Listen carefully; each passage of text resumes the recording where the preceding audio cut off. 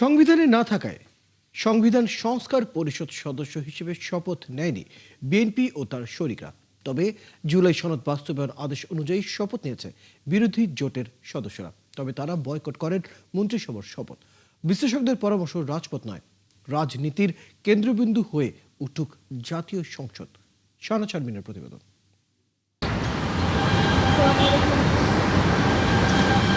সংসদীয় রাজনীতির প্রাণকেন্দ্র জাতীয় সংসদ, যেখানে নীতি নির্ধারণ থেকে সরকারের মন্ত্রীদের জবাবদিহিতা নিশ্চিত করা হয়। এবারে সংসদে 70 ভাগই নতুন সদস্য, আর 2/3 সংখ্যাগরিষ্ঠতা রয়েছে সরকারি দল বিএনপির। শপথ করেছি যে এই বাস্তবতায় কেউ কেউ বেশ সন্দিহান সংসদের কার্যকারিতা নিয়ে। সংবিধানে 65 থেকে 93 অনুচ্ছেদ, ওইটা সংসদের ব্যাপারে বলা আছে। ওইখানে উন্নয়ন শব্দটা কিন্তু সংবিধানে নাই। উন্নয়ন করবে স্থানীয় সরকার। ওনারা বলছে মেডিকেল কলেজ করবে, রাস্তা করবে, বেকারত্ব দূর করবে, দুর্নীতি দূর করবে। এটা মোটেও সংসদ সদস্যের কাজ না। তাদের যে আসল কাজ আইন প্রণয়ন এবং বিভিন্ন সংসদীয় কমিটির মাধ্যমে সরকারের জবাবদিহিতা নিশ্চিত করা। ফ্যালকন অ্যালুমিনিয়াম মাল্টিলেয়ার অ্যানোডাইজড হওয়ায় সম্পূর্ণ স্ক্র্যাচ প্রুফ। Falcon aluminium. যেখানে সরকার শুরু করেছে বললেই ব্রিজ 2 বছরে হবে, 4 বছর পার হয়ে গেছে।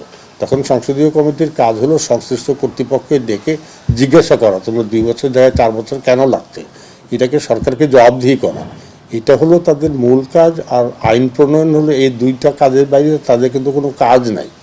কিন্তু তারা নিজেকে হয় পৌরসভার চেয়ারম্যান ভাবছেন বা উপজেলা চেয়ারম্যান ভাবছেন এবং ওই অনুযায়ী বক্তৃতা দিয়ে যাচ্ছে। তবে অভ্যুত্থান পরবর্তী সংসদ সদস্যদের নিয়ে আশাবাদী কোনো বিশ্লেষক। এইবার সংসদে আমাদের একটা নতুন জিনিস, যে আমাদের জাতীয় নাগরিক পার্টির যে তরুণ কিছু সংসদ সদস্য আসছে, আমার তো মনে হয় তারা সংসদে অলসো ভেরি গুরুত্বপূর্ণ ভূমিকা পালন করবে এই সংসদে আলোচনাগুলোকে সত্যিকার অর্থে একটা গুরুত্বপূর্ণ আলোচনা তৈরি করার জন্য। এবং এইবারের সংসদ আমরা আশা করছি, এখনো আমরা আশাবাদী যে এই সংসদটা সত্যিকার অর্থেই যে সংসদ জাতীয় বিষয়গুলো নিয়ে আলোচনার প্রাণ কেন্দ্র হবে। 1.5 যুগ পর বিএনপি আর এক সময়কার জোটসঙ্গী জামাতে ইসলামী এবং কয়েকজন তরুণরা আছেন সংসদে। বিশ্লেষকদের প্রত্যাশা সংসদ কার্যকর হয়ে উঠবে।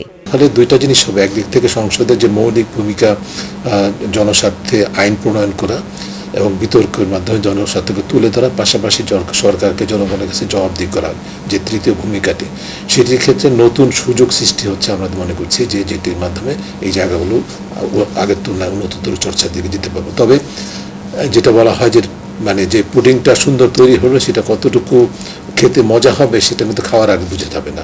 সংসদের সফলতা হলো সমস্যা সমাধান, নীতি নির্ধারণে ইতিবাচক এবং এমন ভূমিকা রাখা যাতে আমরা সমস্যার সমাধান করি। আমরা প্রাণবন্তবাণী বক্তৃতা দেওয়া, গরম বক্তৃতা দেওয়া, হেডলাইন হওয়া, এটা নয়। এটা হবে এই যে আমাদের ফেসবুকে ভাইরাল হওয়ার মতো। তো এর পরিবর্তে আমাদের দায়িত্বশীল ভূমিকা এবং সহযোগিতার দৃষ্টিভঙ্গি, মানসিকতা এবং আমরা সমস্যা সমাধানের জন্য সবাই কাঁধে কাঁধ মিলিয়ে কাজ করা, ওটাই আমার প্রত্যাশা। এবং আমি আশা করি সবাই মিলে সেই দিকে আমরা অগ্রসর হব। অন্তর্বর্তী সরকারের জারি করা শতাধিক অধ্যাদেশের আইনি স্বীকৃতি দিতে হবে ত্রয়োদশ জাতীয় সংসদকে। আর বিশেষজ্ঞরা বলছেন, জুলাই জাতীয় সনদ বাস্তবায়নের চ্যালেঞ্জও রয়েছে এবারের সংসদে। শাহনাজ শারমিন, 71, ঢাকা।